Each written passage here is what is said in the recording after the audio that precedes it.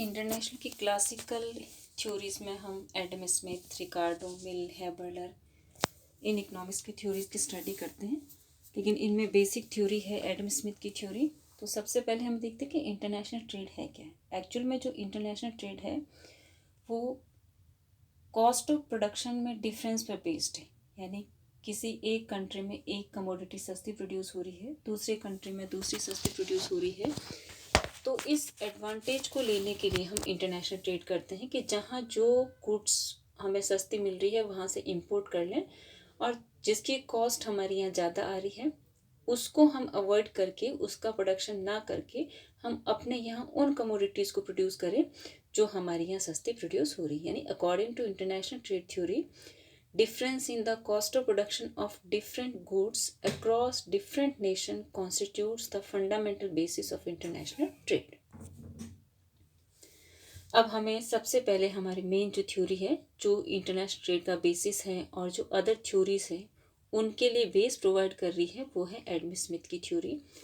Adam Smith की international trade की theory absolute cost advantage पर बेस्ड है।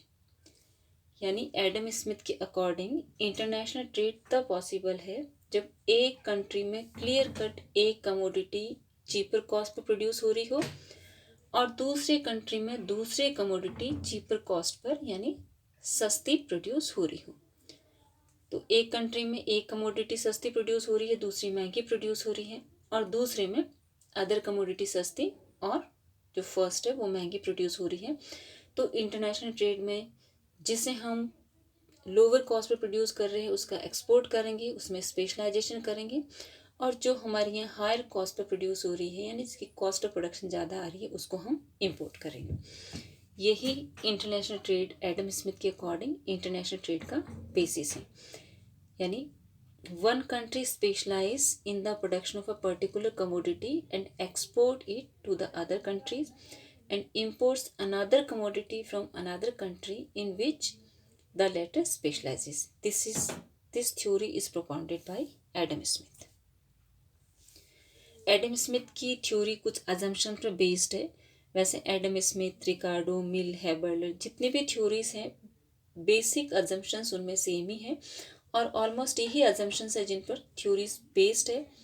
लेकिन आगे फर्दर इलेबरेशन में थोड़ा थोड़ा सा इनमें डिफरेंस हो जाता है। जैसे एडम स्मिथ की थ्योरी एब्सोल्यूट कॉस्ट एडवांटेज पर बेस्ड है, रिकार्डो की थ्योरी रिलेटिव कॉस्ट एडवांटेज पर बेस्ड है, लेकिन ऑलमोस्ट कुछ अजम्पशन सेम है। तो फर्स्ट अजम्पशन जो एडम स्मिथ की थ्योरी की है कि there are only two countries and they produce two commodities. यानी इंटरनेशनल ट्रेड में जो दो कंट्री पार्टिसिपेट कर रहे हैं वो दो ही कंट्री आपस में ट्रेड करेंगे, दो के अलावा कोई तीसरा चौथा कंट्री नहीं होगा, और दोनों ही कंट्री सेम दो कमोडिटीज़ का प्रोडक्शन कर रहे होंगे। मान लो इंडिया और नेपाल इधर ट्रेड कर रहे हैं तो इंडिया में राइस और वीट का प्रोडक्शन हो रहा होगा और नेपाल में भी राइस और वीट दोनों ही कमोडिटीज़ का प्रोडक्शन हो रहा होगा। Second, labour is the only factor of production.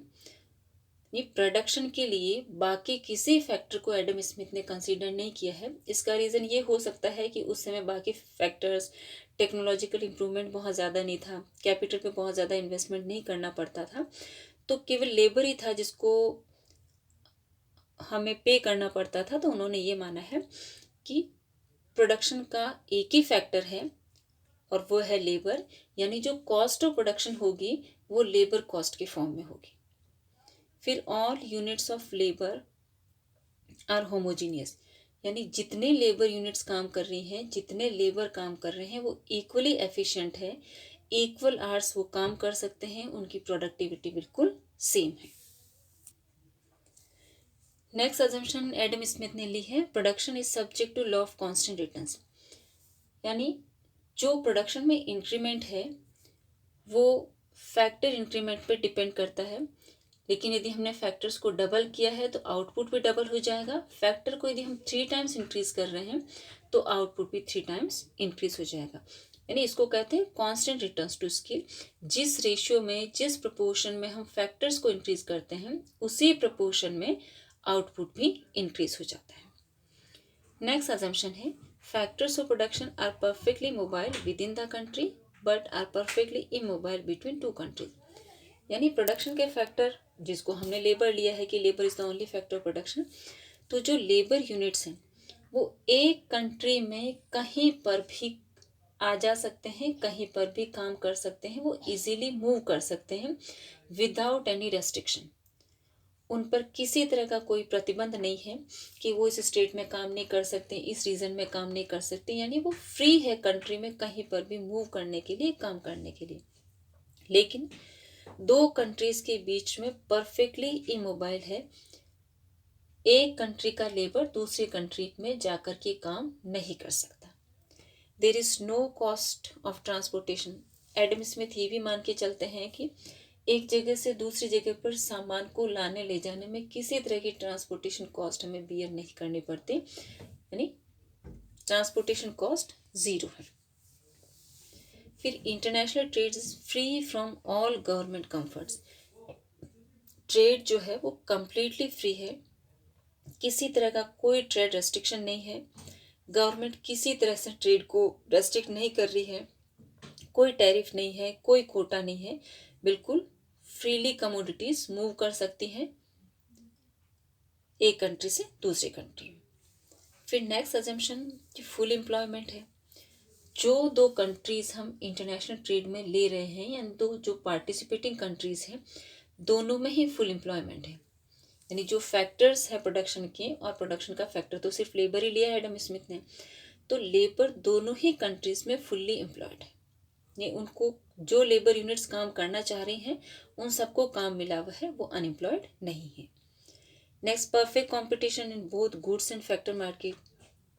जो कमोडिटी मार्केट है जहाँ गुड्स प्रोड्यूस हो रही है वहाँ भी परफेक्ट कंपटीशन है, और फैक्टर मार्केट यानी लेबर मार्केट में भी परफेक्ट कंपटीशन है।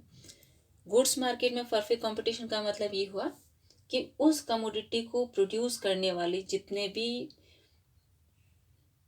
इंडस्ट्रीज हैं उन सब में बिल्कुल सिमिलर कमोडिटी प्रोड्यूस हो रही है, होमोजीनियस कमोडिटी प्रोड्यूस हो रही है, उनमें किसी तरह का कोई डिफरेंस नहीं है। तो ऑब्वियसली सेम कमोडिटी होगी तो उसकी प्राइस भी सेम होगी। ऐसे ही फैक्टर मार्केट में जितनी लेबर यूनिट्स काम कर रही है वो सारी होमोजीनियस है, वो इक्वली एफिशिएंट है। Next, absolute difference in cost. यानी ये जो ट्रेड है एब्सोल्यूट कॉस्ट डिफरेंस पर बेस्ड है कि एक कंट्री में एक कमोडिटी सस्ती प्रोड्यूस हो रही है और दूसरे कंट्री में दूसरी कमोडिटी सस्ती प्रोड्यूस हो रही है। तो इस प्रकार हम देख सकते हैं कि ये कुछ बेसिक असम्पशंस हैं जिन पर एडम स्मिथ की थ्योरी बेस्ड है। अब एडम स्मिथ की थ्योरी को हम इस टेबल के थ्रू समझ सकते हैं।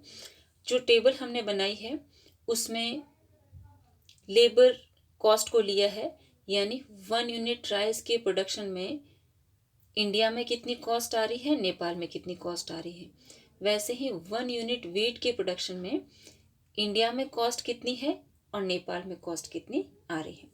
तो इस टेबल के थ्रू हम एब्सोल्यूट कॉस्ट डिफरेंस को समझ सकते हैं। हालांकि बुक्स में तो काफ़ी बड़ी डिजिट के रूप में या एक्चुअल में जो उन्होंने डेटा लिया था उसको भी लिया हुआ है, लेकिन हमें सिंप्लिसिटी के लिए एब्सोल्यूट कॉस्ट एडवांटेज, जिसको हिंदी में कहते हैं निरपेक्ष लाभ का सिद्धांत, उसको समझना है कि आखिर एब्सोल्यूट कॉस्ट एडवांटेज होता क्या है। और फिर हम ये देखेंगे कि इस बेसिस पर इंटरनेशनल ट्रेड दोनों ही कंट्रीज के लिए कैसे बेनिफिशियल है। तो यहाँ पर हमारी टेबल हमें शो कर रही है कि इंडिया में 1 यूनिट राइस की प्रोडक्शन कॉस्ट है 2 लेबर, यानी उसके प्रोडक्शन में सपोज 2 लेबर या 2 लेबर आवर्स, जो भी हम लेबर के कंसर्न में लेते हैं कि 2 लेबर यूनिट उसकी प्रोडक्शन में लगती है। वैसे ही वीट के प्रोडक्शन में, यानी 1 यूनिट के वीट का प्रोडक्शन करने में जो कॉस्ट आ रही है वो है 4 लेबर। सेम नेपाल के लिए है। नेपाल में 1 यूनिट राइस के प्रोडक्शन में कॉस्ट आ रही है 4 लेबर और वीट के प्रोडक्शन में कॉस्ट आ रही है 2 लेबर। तो इस टेबल से बिल्कुल क्लियर कट ये शो हो जाता है कि इंडिया में राइस की जो कॉस्ट ऑफ प्रोडक्शन है वो 2 लेबर है, नेपाल में 4 लेबर है, तो इंडिया राइस सस्ता प्रोड्यूस कर रहा है। वैसे ही वीट, इंडिया में वीट की प्रोडक्शन कॉस्ट है 4 लेबर, नेपाल में है 2 लेबर, तो क्लियर कट नेपाल में वीट लोअर कॉस्ट पे प्रोड्यूस हो रहा है। तो यानी इस टेबल के अकॉर्डिंग इंडिया को राइस में स्पेशलाइजेशन करना चाहिए क्योंकि वहाँ पर राइस चीपर कॉस्ट पे प्रोड्यूस हो रहा है, और नेपाल को वीट में स्पेशलाइजेशन करना चाहिए क्योंकि वहाँ वीट लोअर कॉस्ट पे प्रोड्यूस हो रहा है, यानी सस्ता प्रोड्यूस हो रहा है। ये जो हमारा कॉस्ट स्ट्रक्चर है उसके बेस पर हम एब्सोल्यूट कॉस्ट एडवांटेज को देखते हुए domestic terms of trade decide कर सकते हैं। तो अब इंडिया की जो डोमेस्टिक टर्म्स ऑफ ट्रेड है वो होगी 1W इक्वल्स टू 2R, यानी 1 unit of wheat is equals to 2 units of rice. ये हमने कैसे निकाला कि इंडिया में 1 यूनिट वीट की प्रोडक्शन कॉस्ट कितनी है, 4 लेबर, यानी 4 लेबर से हम या तो 1 यूनिट वीट प्रोड्यूस कर सकते हैं या 2 यूनिट राइस प्रोड्यूस कर सकते हैं। इसलिए 1 unit wheat is equals to 2 units of rice. इसको यदि हम 1 यूनिट राइस में कन्वर्ट करना चाहें तो 1R इक्वल्स टू 1/2 वीट हो सकता है। वैसे ही अब नेपाल के लिए जो डोमेस्टिक टर्म्स ऑफ ट्रेड है वो है 1 wheat is equals to 1/2 R, यानी नेपाल में 1 वीट की कॉस्ट कितनी आ रही है, 2 लेबर, और इन 2 लेबर से हम राइस कितना प्रोड्यूस कर सकते हैं, हाफ यूनिट कर सकते हैं। तो 1 वीट इक्वल्स टू 1/2 R हो गया, या राइस को हम फुल यूनिट में कन्वर्ट करना चाहें तो 1 राइस इक्वल्स टू 2 वीट हो जाएगा। यानी 1 राइस की जो लेबर कॉस्ट है वो कितनी आएगी, 4 लेबर आएगी। तो या तो हम 4 लेबर लगा करके 1 राइस प्रोड्यूस कर सकते हैं या 4 लेबर से 2 यूनिट्स वीट की प्रोड्यूस कर सकते हैं। तो ये इंडिया और नेपाल का domestic terms of trade lines है या डोमेस्टिक कॉस्ट स्ट्रक्चर है। अब हम इस टेबल के थ्रू ये देखेंगे कि वास्तव में जब क्लोज्ड इकोनॉमी थी, जब इंटरनेशनल ट्रेड नहीं हो रहा था, उस समय हमारा टोटल आउटपुट कितना था, और आफ्टर स्पेशलाइजेशन जब हमने इंटरनेशनल ट्रेड स्टार्ट किया तो आउटपुट में कितना चेंज आया, और आउटपुट में जो चेंज है ऑब्वियसली वो कंजम्पशन में इंक्रीमेंट होगा। तो क्लोज्ड इकोनॉमी में जो रिसोर्सेज, जो फैक्टर्स इंडिया के पास है, उनसे इंडिया 1 यूनिट राइस और 1 यूनिट वीट, यानी टोटल जो इंडिया का प्रोडक्शन है वो 2 यूनिट्स का है। वैसे ही नेपाल भी 1 यूनिट वीट और 1 यूनिट राइस प्रोड्यूस करके टोटल 2 यूनिट्स का प्रोडक्शन कर रहा है। तो वर्ल्ड प्रोडक्शन हो गया 2 units rice plus 2 units wheat equals to 4 units. अब जब हमने एब्सोल्यूट कॉस्ट स्ट्रक्चर के बेस पर ये डिसाइड किया कि इंटरनेशनल ट्रेड की सिचुएशन में इंडिया क्या करेगा, इंडिया राइस में स्पेशलाइजेशन करके राइस का एक्सपोर्ट करेगा और वीट का इंपोर्ट करेगा। वैसे ही नेपाल वीट में स्पेशलाइजेशन करके वीट का एक्सपोर्ट और राइस का इंपोर्ट करेगा। यानी इंडिया के सारे रिसोर्सेज, सारे लेबर यूनिट्स किसके प्रोडक्शन में लगने वाले हैं, राइस के प्रोडक्शन में। तो इंडिया अपने टोटल लेबर यूनिट से सिर्फ राइस का प्रोडक्शन करेगा, वीट का प्रोडक्शन बिल्कुल नहीं करेगा। वैसे ही नेपाल अपने सारे रिसोर्सेज को, सारे लेबर को वीट के प्रोडक्शन में लगवाएगा, राइस का प्रोडक्शन नहीं करेगा। तो आफ्टर स्पेशलाइजेशन हमारा प्रोडक्शन इंडिया में 3 यूनिट्स राइस प्रोड्यूस होंगी, लेकिन वीट का प्रोडक्शन 0 होगा, तो टोटल प्रोडक्शन हो गया 3 यूनिट्स। नेपाल में राइस का प्रोडक्शन 0 यूनिट, वीट का प्रोडक्शन 3 यूनिट्स हो जाएगा, टोटल हो गया 3 यूनिट्स। अब टोटल वर्ल्ड प्रोडक्शन कितना हुआ, 6 यूनिट्स। पहले टोटल वर्ल्ड प्रोडक्शन था 4 यूनिट्स, और आफ्टर स्पेशलाइजेशन और in international trading situation world production कितना हुआ, 6 यूनिट्स। यानी क्लियर कट 2 यूनिट का हमें फ़ायदा हुआ है इंटरनेशनल ट्रेड से। जो प्रोडक्शन का फ़ायदा है ऑटोमेटिकली ये कंजम्पशन को इंक्रीज करेगा और लिविंग स्टैंडर्ड को इंक्रीज करेगा। अब जो एब्सोल्यूट कॉस्ट एडवांटेज है उसके बेस पर ये हमने इंटरनेशनल ट्रेड से होने वाले बेनिफिट को देखने के लिए पहले हमने डिसाइड किया कि डोमेस्टिक टर्म्स ऑफ ट्रेड क्या है। ये डोमेस्टिक टर्म्स ऑफ ट्रेड हमने पहले पिछली स्लाइड्स में देखी थी कि इंडिया राइस में स्पेशलाइजेशन करके राइस का एक्सपोर्ट करेगा, वीट का इंपोर्ट करेगा, और नेपाल वीट में स्पेशलाइजेशन करके वीट का एक्सपोर्ट और राइस का इंपोर्ट करेगा। डोमेस्टिक टर्म्स ऑफ ट्रेड हो गई 1W equals to 2R India के लिए, और नेपाल के लिए है 1W इक्वल्स टू 1/2R। अब हमें ये देखना है कि इंटरनेशनल ट्रेड से दोनों ही कंट्रीज को कैसे बेनिफिट मिल रहा है। तो इंडिया के लिए क्या सिचुएशन है, टर्म्स ऑफ ट्रेड है 1W इक्वल्स टू 2R, और इंडिया किस में स्पेशलाइजेशन कर रहा है, इंडिया राइस में स्पेशलाइजेशन कर रहा है। यानी इंडिया यदि अपने यहाँ वीट का प्रोडक्शन करना चाहे तो 1 वीट के लिए उसको 2 राइस का सेक्रीफाइस करना पड़ेगा। या हम ये मान ले कि अपने यहाँ 1 राइस का सेक्रीफाइस करके वो कितना वीट प्रोड्यूस कर सकता है, 1/2 वीट, यानी हाफ यूनिट वीट की प्रोड्यूस कर सकता है। तो वीट के कंसर्न में इंडिया के पास 2 ऑप्शन है, या तो वो इंपोर्ट करे और या फिर अपने यहाँ प्रोडक्शन करे। अपने यहाँ प्रोडक्शन करने पर जो उसकी कॉस्ट आ रही है वो 1 राइस आ रही है, और 1 राइस को छोड़ के ही वो हाफ यूनिट वीट की प्रोड्यूस कर सकता है। यदि इंटरनेशनल मार्केट में इंडिया को 1 राइस का एक्सपोर्ट करने पर हाफ वीट से ज़्यादा वीट मिल जाता है तो इंडिया के लिए बेनिफिशियल सिचुएशन है, क्योंकि खुद के यहाँ वो 1 राइस का सेक्रीफाइस करके हाफ वीट ही प्रोड्यूस कर सकता है। तो इंटरनेशनल मार्केट में यदि हाफ वीट से ज़्यादा उसको कुछ भी मिल जाए, चाहे 3/4 वीट मिल जाए, 1 वीट मिल जाए, 1.5 वीट मिल जाए, जितना ज़्यादा मिलेगा उतना ही इंडिया को बेनिफिट होगा। सेम नेपाल के लिए है। नेपाल का भी जो स्पेशलाइजेशन है वो है वीट में। तो राइस के लिए या तो वो राइस का प्रोडक्शन करे खुद के यहाँ, तो उसकी कितनी कॉस्ट आएगी, और राइस का अपने यहाँ प्रोडक्शन नहीं करके फिर वो इंपोर्ट कर ले तो इंपोर्ट में क्या सिचुएशन है। यदि नेपाल खुद के यहाँ पर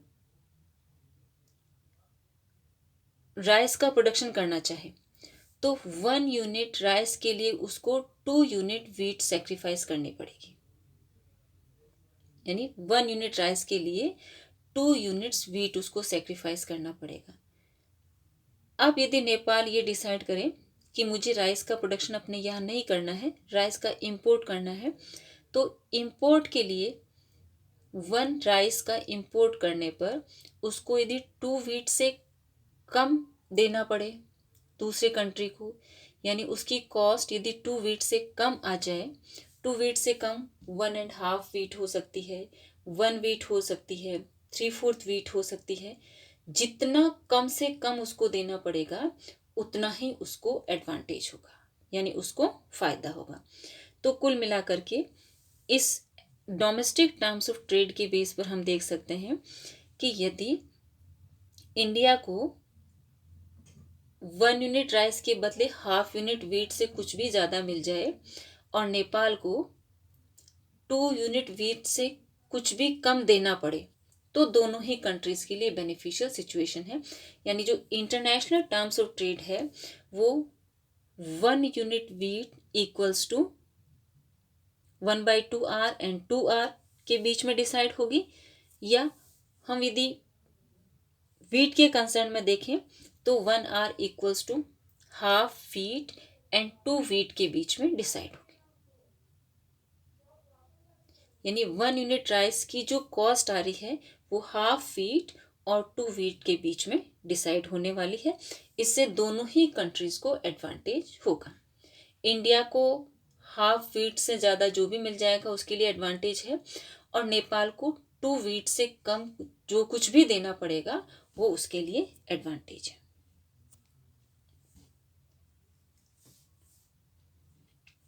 अब इस थ्योरी को एडम स्मिथ ने डायग्राम के थ्रू भी एक्सप्लेन करने की कोशिश की है। हालांकि वो एग्जैक्टली ये डिसाइड नहीं कर पाया कि terms of trade, international terms of trade exact कहाँ डिसाइड होगी। उसने एक रेंज हमें बता दी कि इस रेंज के बीच में जैसे हाफ वीट और टू वीट के बीच में डिसाइड होगा, लेकिन उसके बीच में कितना होगा उससे वह क्लियर कट डिफाइन नहीं कर पाया। तो इसे हम डायग्राम के थ्रू देखने की कोशिश करेंगे। जो इंडिया की डोमेस्टिक टर्म्स ऑफ ट्रेड है, 1 वेट इक्वल्स टू 2 आर था, इसको हम दोनों को ही 5 टाइम्स करें तो 5W इक्वल्स टू 10 आर हो जाएगा। हम diagram 1W equals to 2 R के बेस पर भी बना सकते हैं, लेकिन थोड़ा सा ज़्यादा और इजी डायग्राम, क्लियर डायग्राम बनेगा यदि उसको 5 टाइम्स हम कर लें। जैसे नेपाल के लिए 1W इक्वल्स टू 1/2R हो गया, तो इसको हम कर सकते हैं 5W इक्वल्स टू 2.5R, और इस बेस पर ये डायग्राम हम बना सकते हैं। यहाँ वाई एक्सिस पे हमने राइस लिया है, वाई एक्सिस पे हमने व्हीट लिया है और एक्स एक्सिस पे राइस लिया है। तो यहाँ पर इंडिया की जो domestic terms of trade line 5W 10R हो गई, यानी ए पॉइंट पर 5 व्हीट हो गया और सी पॉइंट पर 10 राइस हो गया। नेपाल के लिए 5W इक्वल्स टू 2.R हो गया, तो ए पॉइंट पर 5W हो गया और बी पॉइंट पर 2.5R हो गया। यानी अब जो इंटरनेशनल ट्रेडिंग एरिया है वो है ABC। ABC के बीच में ही इंटरनेशनल ट्रेड होगा। डोमेस्टिक ट्रेड लाइंस दोनों कंट्री की AB और BC है। इन जनरल दोनों ही कंट्रीज अपनी domestic terms of trade line पर इंटरनेशनल ट्रेड नहीं करना चाहेंगे, क्योंकि उससे उन कंट्रीज को कोई बेनिफिट नहीं है। यदि international terms of trade line AB बनती है तो इससे नेपाल को कोई ट्रेड सिर्फ बेनिफिट नहीं मिलने वाला है, इसलिए नेपाल इंटरनेशनल ट्रेड में नहीं जाएगा। यदि international terms of trade AC line बनती है तो उसे इंडिया को कोई बेनिफिट नहीं होगा, क्योंकि उसकी डोमेस्टिक लाइन और इंटरनेशनल लाइन दोनों सेम ही है। इसलिए ज़रूरी यह है कि international terms of trade line ABC area के बीच में कहीं डिसाइड हो, जिससे दोनों ही कंट्रीज को बेनिफिट होगा, और ये लाइन इंडिया की जितनी पास होगी उतना ही नेपाल का बेनिफिट ज़्यादा, और नेपाल की जितनी पास होगी उतना ही इंडिया को बेनिफिट मिलने वाला है। इस तरह से एडम स्मिथ की थ्योरी को हम एक्सप्लेन कर सकते हैं। टेबल के थ्रू भी एक्सप्लेन करना है और उसके बाद में हम डायग्राम के थ्रू बता सकते हैं कि कहाँ international terms of trade line बनने वाली है। लेकिन एडम स्मिथ एग्जैक्टली उस लाइन को नहीं डिफाइन कर पाया है। उसने एरिया जरूर बता दिया कि ABC के बीच में कहीं होगी, लेकिन ABC के बीच में एग्जैक्टली कहाँ होगी ये वो नहीं डिफाइन कर पाया, और यही एडम स्मिथ की थ्योरी का मेजर ड्रॉबैक है।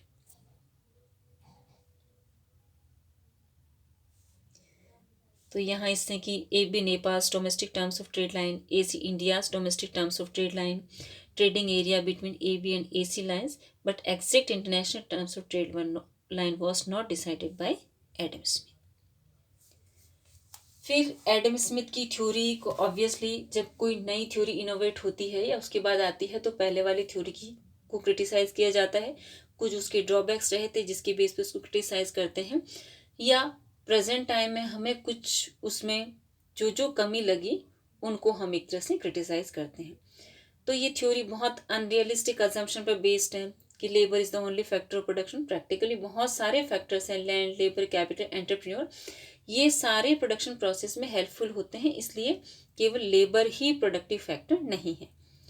और लेबर यूनिट्स आर होमोजीनियस, सारी लेबर इक्वली नहीं हो सकती। कुछ लेबर ज़्यादा प्रोडक्टिव होती है, ज़्यादा टेक्निकली साउंड होती है, ज़्यादा एफिशिएंट होती है, वो कुछ लेबर ज़्यादा घंटे काम कर सकती है, कुछ कम घंटे काम कर सकती है, इसलिए उनको हम इक्वलाइज नहीं कर सकते।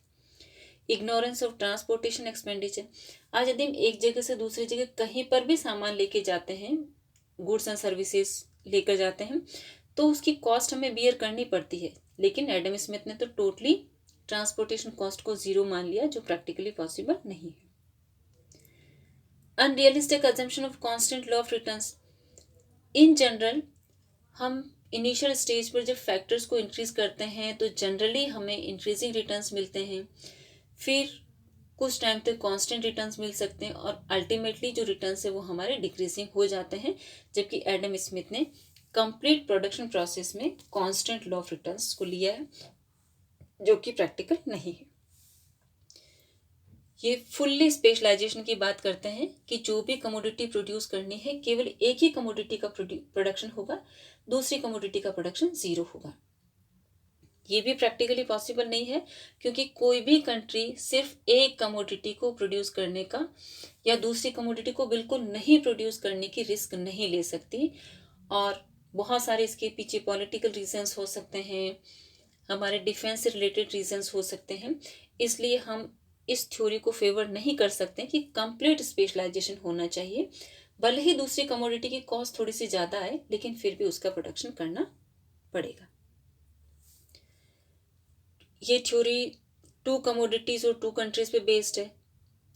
प्रैक्टिकल रूप से देखें तो बहुत सारे कंट्री आपस में ट्रेड करते हैं और वो एक साथ बहुत सारी कमोडिटीज़ का प्रोडक्शन करते हैं।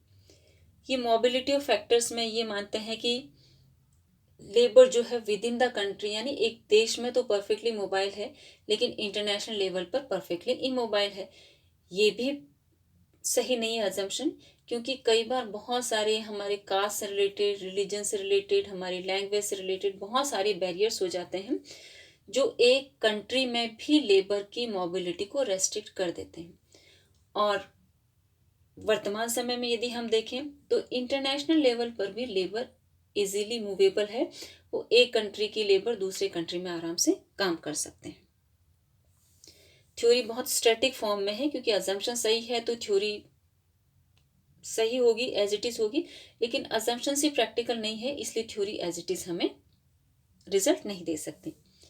फुल एम्प्लॉयमेंट की अजम्पशन ली है इन्होंने। फुल एम्प्लॉयमेंट कहीं पर भी नहीं होता, चाहे डिस्गाइज्ड अनएम्प्लॉयमेंट हो या स्ट्रक्चर अनएम्प्लॉयमेंट हो। कुछ समय के लिए यदि अनएम्प्लॉयमेंट की बात हो तो सब तरह का अनएम्प्लॉयमेंट हर कंट्री में होता है। कोई भी कंट्री ऐसा नहीं है, चाहे वो डेवलप्ड कंट्री हो, डेवलपिंग कंट्री हो या कितना ही एडवांस कंट्री हो, कि वहाँ सारे फैक्टर्स को फुल एम्प्लॉयमेंट मिला हुआ ऐसा नहीं होता है। Availability of factors of production. Production तो इस बात पर डिपेंड करेगा कि कहाँ कौन सा फैक्टर कितनी क्वांटिटी में अवेलेबल है। तो जो फैक्टर हमारे पास ज़्यादा क्वांटिटी में है, सरप्लस क्वांटिटी में, ऑब्वियसली वो हमारे वहाँ चीपर कॉस्ट में भी मिलेगा, यानी उसको हम यूज़ करेंगे तो कॉस्ट ऑफ प्रोडक्शन कम आएगी। इसलिए हमें फैक्टर की क्वांटिटी पर, फैक्टर की सप्लाई पर भी फोकस करना है। ये थ्योरी सिर्फ सप्लाई साइड पर फोकस कर रही है, डिमांड साइड को इग्नोर कर देती है। Willingly production of a specific commodity, कि कोई कंट्री अपनी इच्छा से एक ही कमोडिटी को प्रोड्यूस करने के लिए तैयार हो जाता है, ऐसा भी नहीं है। वो तो उसका कॉस्ट स्ट्रक्चर ऐसा आया है कि उसको करना पड़ रहा है, हो सकता है अपनी इच्छा से उसका प्रोडक्शन नहीं करना चाह रहा हो। इंटरनेशनल ट्रेड में किसी तरह का कोई कंस्ट्रेंट नहीं है, कोई रेस्ट्रिक्शन नहीं है, प्रैक्टिकली ऐसा नहीं होता है। इंटरनेशनल ट्रेड में बहुत सारे ट्रीटीज होती हैं, बहुत सारे ट्रेड एग्रीमेंट्स होते हैं और कई बार टैरिफ है, कोटा है, ये सारे ट्रेड रेस्ट्रिक्शंस अप्लाई होते हैं। इन जनरल ये थ्योरी डेवलप्ड कंट्रीज के लिए ही एप्लीकेबल है। अंडर डेवलप्ड कंट्रीज में ये एप्लीकेबल बहुत कम हो पाती है या ना के बराबर हो पाती है। और यदि इस तरह का एनालिसिस हमने थ्योरी का किया तो वो तो बहुत डेंजरस मेथड हो जाएगा और कई बार इंटरनेशनल मार्केट में जो प्रॉब्लम्स आती है उनको फेस करना हमारे लिए बहुत मुश्किल हो जाए। तो ये हमारी एडम स्मिथ की थ्योरी थी और जो एब्सोल्यूट कॉस्ट एडवांटेज पर बेस्ड है।